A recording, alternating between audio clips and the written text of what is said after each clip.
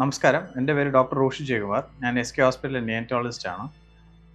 August 1 തൊട്ട് 7 തീയതി വരെ ലോകമെമ്പാടും വേൾഡ് ബ്രസ്റ്റ് ഫീഡിംഗ് വീക്കായിട്ട് ആഘോഷിക്കുകയാണ്. അതായത് പറയുന്ന ആഴ്ചയിൽ ബ്രസ്റ്റ് ഫീഡിങ്ങിനെ പറ്റിയുള്ള പ്രൊമോട്ട് ചെയ്യുക, വർക്ക് ചെയ്യുന്ന സ്ഥലങ്ങളിലുള്ള സ്ത്രീകൾക്ക് പ്രൊമോഷൻ എങ്ങനെ ചെയ്യാമെന്ന് അവരെ എഡ്യൂക്കേറ്റ് ചെയ്യുക, അങ്ങനെ ബേബിക്ക് ബ്രസ്റ്റ് ഫീഡിംഗ് പ്രൊമോട്ട് ചെയ്ത് അവരെ ഇൻഫൻറ്റ് മോർട്ടാലിറ്റി റേറ്റ് കുറയ്ക്കുക എന്നുള്ളതും അവർ ആരോഗ്യകരമായിട്ടുള്ളൊരു സമൂഹത്തിൽ ഒരു ഘടകമായിട്ട് എടുക്കുക എന്നുള്ളതാണ് ഈ ബ്രസ്റ്റ് ഫീഡിംഗ് വീക്കിൻ്റെ ഉദ്ദേശം. ഈ വർഷത്തെ ബ്രസ്റ്റ് ഫീഡിംഗ് വീക്കിൻ്റെ തീം എന്ന് പറഞ്ഞാൽ closing the gap breast feeding support for all എന്നുള്ളതാണ് ഇപ്പോഴത്തെ ഈ വർഷത്തെ തീം. അതിൻ്റെ ഉദ്ദേശം എന്ന് വെച്ചാൽ മുലപ്പാൽ കിട്ടുന്ന കുട്ടികൾക്ക് അവർക്കുണ്ടാകുന്ന ആരോഗ്യ പ്രശ്നങ്ങൾ ഒഴിവാക്കുകയും കുട്ടിക്ക് ആവശ്യമുള്ള പോഷകം മുലപ്പാൽ 3 മണിക്കൂർ ഒരിക്കൽ കൊടുക്കുകയും അതനുസരിച്ച് കിട്ടുന്ന മുലപ്പാലിൽ 2 രീതിയിലെ പാലുണ്ട്, വെള്ളം പോലത്തെ പാലും കട്ടിപ്പാലും. വെള്ളം പോലത്തെ പാല് ദാഹജലമായിട്ടും കട്ടിപ്പാലാണ് അവർക്ക് കൂടുതൽ ആഹാരം പോലെ അവർക്ക് വിശപ്പ് അടങ്ങുകയും അതനുസരിച്ച് അതിൻ്റെ അകത്തുണ്ടാകുന്ന പോഷകാഹാരവും പ്രതിരോധ ശക്തിയുള്ള എല്ലാ ഘടകങ്ങളും അതിലും ഉൾപ്പെട്ടതാണ്. ഒരു അമ്മ പ്രസവം ആവുന്ന സമയത്ത് തന്നെ അമ്മയുടെ ഡോക്ടർമാർ മാറിലുള്ള ഷേപ്പിൻ്റെ വ്യത്യാസങ്ങളും അതെല്ലാം പറഞ്ഞ് എഡ്യൂക്കേറ്റ് ചെയ്യുകയും ആ പ്രശ്നങ്ങൾ ഉണ്ടാകാനുള്ള പരിഹാരം നേരത്തെ പറഞ്ഞു കൊടുക്കുക. ആ സമയത്ത് ബ്രസ്റ്റ് ഫീഡിങ്ങിനുള്ള പ്രശ്നം പ്രസവത്തിന് ശേഷം ആ സമയം തൊട്ട് തന്നെ അതിനുള്ള ക്രമീകരണം മനസ്സിലാക്കി കൊടുക്കുകയും അതിനെ സപ്പോർട്ട് ചെയ്ത് സഹായിക്കുകയും അമ്മയും കുഞ്ഞും വേർവിട്ട് NICU അഡ്മിറ്റ് ആവാത്ത രീതിയിലുള്ള സഹായം പറഞ്ഞു കൊടുക്കുക എന്നുള്ളതാണ് ആദ്യത്തെ കാര്യം ചെയ്യുക. ഒരു പ്രസവത്തിന് ശേഷം തന്നെ അപ്പം തന്നെ ഓപ്പറേഷൻ ആയാലും നോർമൽ ഡെലിവറി ആയാലും പ്രസവത്തിന് ശേഷം അപ്പം തന്നെ കുട്ടീനെ മാറിൽ കിടത്തി മുലപ്പാൽ കൊടുക്കുന്ന പ്രോട്ടോക്കോളാണ് ഇപ്പോൾ എല്ലാ ബ്രസ്റ്റ് ഫീഡിങ് ഹോസ്പിറ്റൽസിലും ഉണ്ടാകുന്നത് പ്രോട്ടോക്കോൾ.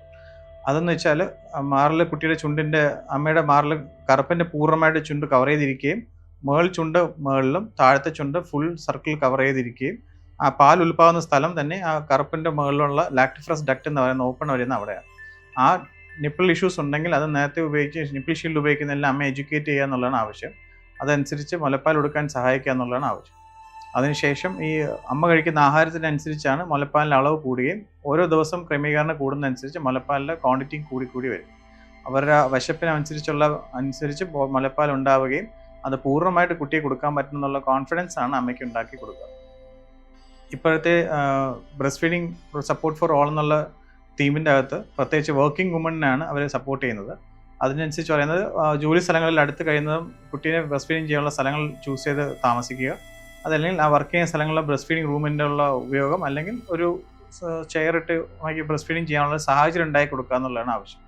അതേപോലെ മെറ്റേണിറ്റി ലീവും പ്രസവത്തിന് ശേഷം 6 മാസം പൂർണ്ണമായിട്ട് ഒരു അമ്മയ്ക്ക് കിട്ടണം എന്നുള്ളത് ഇപ്പോഴത്തെ 2017 പാർലമെൻ്ററിയിൽ ആക്ടിൽ പറയുന്നുണ്ട്. അതെല്ലാം ഇപ്പോൾ ലേബർ മിനിസ്ട്രി വഴി എല്ലാ ബ്രസ്റ്റ് ഫീഡിങ് ചെയ്യാനുള്ള അമ്മമാർക്കും അതിനനുസരിച്ച് ലീവും കിട്ടുന്നുണ്ട്. അതിനുദ്ദേശം എന്ന് വെച്ചാൽ ഇൻഫൻറ്റ് മോർട്ടാലിറ്റി റേറ്റ് കുറയ്ക്കുക എന്നുള്ളതും പ്രസവിക്കുന്ന കുട്ടികളിൽ അമ്മയുടെ മുലപ്പാൽ കിട്ടുന്ന ചാൻസസ് കൂട്ടി കൊടുക്കുക എന്നുള്ളതാണ് നമ്മുടെ government of family health and welfare child വെൽഫെയറിൻ്റെ ഉദ്ദേശം.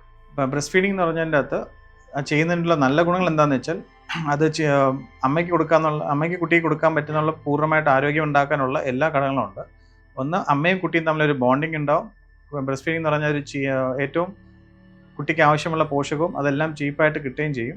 പിന്നെ അമ്മയും കുട്ടിയും തമ്മിലുണ്ടാകുന്ന ബോണ്ടിങ്ങിനുള്ള ഫിസിക്കൽ ബോണ്ടിങ്ങിനും കെമിക്കൽ ബോണ്ടിങ്ങിനകത്ത് ബ്രെയിൻ സ്റ്റിമുലസ് അമ്മേനെ കുട്ടിയിൽ കൊടുക്കാനുള്ള മുലപ്പാൽ ഉണ്ടാക്കാനുള്ള പിറ്റ്യൂട്ടറി ഗ്ലാൻഡിൽ ഒരു പ്രൊലാക്റ്റിൻ എന്നുള്ളൊരു ഹോർമോണാണ് ഈ മുലപ്പാൽ ഉണ്ടാക്കുന്നതിന് സഹായിക്കുന്നത്. ആ പ്രൊലാക്റ്റിൻ ഹോർമോൺ നല്ലപോലെ ഉണ്ടാകുമ്പോഴത്തേക്കും അത്രയും ക്വാണ്ടിറ്റിയിൽ ബ്രസ്റ്റ് മിൽക്ക് ഉണ്ടാവുകയും അത് പൂർണ്ണമായിട്ട് കുട്ടിക്ക് കിട്ടുകയും ചെയ്യും. സാധാരണ നിപ്പിൾ ഇഷ്യൂസ് ഉണ്ടെങ്കിൽ അവർ നിപ്പിൾ ഷീൽഡ് ഉപയോഗിക്കുക, അങ്ങനത്തെ ഉള്ള കാര്യങ്ങളും ചെയ്യും. ക്ലെഫ്റ്റ് പാലറ്റ് ക്ലെഫ്റ്റ് ലിപ്പ് ഉണ്ടാകുന്നുണ്ടെങ്കിൽ പോലും അതനുസരിച്ച് മാറൽ ഷേപ്പ് അത് സീൽ ചെയ്ത് കൊടുക്കുകയും ചെയ്യും. അങ്ങനെ പേടിക്കേണ്ട കാര്യവുമില്ല. മുലപ്പാൽ പൂർണ്ണമായിട്ട് കുട്ടിക്ക് കൊടുക്കാനും സഹായിക്കുന്നതാണ്. ഇതിനുശേഷം മുലപ്പാൽ കൊടുത്തതിന് ശേഷം പൂർണ്ണമായിട്ട് തുള്ളിക്കിടത്തി തട്ടുന്ന രീതിയും ബേർപ്പിംഗ് എന്ന് പറയും.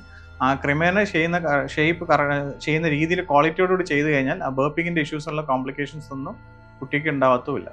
അങ്ങനെ 3 മണിക്കൂർ ഒരിക്കൽ ഒരു ദിവസം പൂർണ്ണമായിട്ട് മുലപ്പാൽ കൊടുക്കുന്നതിലാണ് കുട്ടിയുടെ ആരോഗ്യപരമായിട്ട് ഉണ്ടാവുകയും അതനുസരിച്ചുള്ള ബുദ്ധിമുട്ടുകൾ ഉണ്ടെങ്കിൽ ഹോസ്പിറ്റലിൽ ഡിസ്ചാർജ് ആകുന്നതിന് മുന്നേ NICU ടീമായിട്ടുള്ള നഴ്സിംഗ് ടീമുണ്ട്, നമുക്ക് ലാക്ടേഷണൽ കൗൺസിലറുണ്ട്. ഇവരെല്ലാം അമ്മ ഡിസ്ചാർജ് ആകുന്നതിന് മുന്നേ തന്നെ അമ്മയ്ക്ക് കോൺഫിഡൻസ് കൊടുക്കുകയും നമ്മൾ ഡെയിലി റൗണ്ട്സ് ചെക്ക് ചെയ്ത് വെയിറ്റ് ഗെയിൻ എന്നുള്ള ഒരു ഘടകമാണ് നമ്മൾ ചെക്ക് ചെയ്യുക. എല്ലാ വർഷവും ഓഗസ്റ്റ് 1 to 7 ഡേ വരെ ബ്രസ്റ്റ് ഫീഡിംഗ് വീക്ക് ആഘോഷിക്കുന്ന പോലെ നമ്മൾ ബ്രസ്റ്റ് ഫീഡിംഗ് വീക്കിന് പ്രൊമോഷൻ ചെയ്യുകയും എല്ലാ അമ്മമാർക്കും മുലപ്പാൽ കൊടുക്കാനുള്ള കോൺഫിഡൻസ് കൊടുക്കുക എന്നുള്ളതാണ് നമ്മുടെ ഏത് ദൗത്യം.